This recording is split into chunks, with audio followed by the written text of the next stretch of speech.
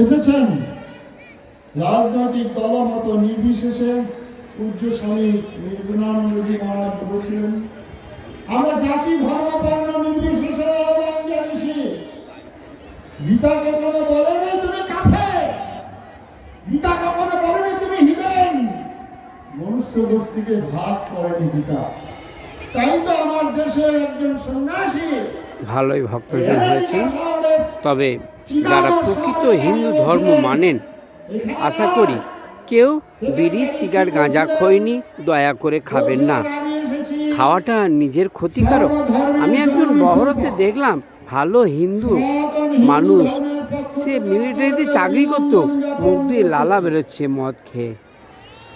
আর খৈনি খেয়ে যেখানে সেখানে থুতু ফেলা গুরুতর দণ্ডনীয় অপরাধ।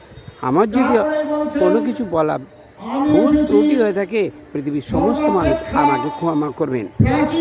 যারা পৃথিবীর মধ্যে মানুষজন ভক্তজন আছেন প্রকৃত হিন্দু, সবাই হিন্দু, সবাই আমার প্রকৃত, কিন্তু দয়া করে কেউ কোনো রকম বিড়ি সিগারেট গাঁজা মদ তেরেঙ্গা গুড়াকু ইউজ করবেন না।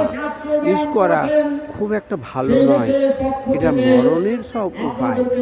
সেই জন্য বলছি, দয়া করে কেউ কোনো রকম বিড়ি সিগারেট গাঁজা মদ বিয়ার খৈনি খাবেন না। জয় হিন্দ, জয় ভারত, জয় শ্রীরাম।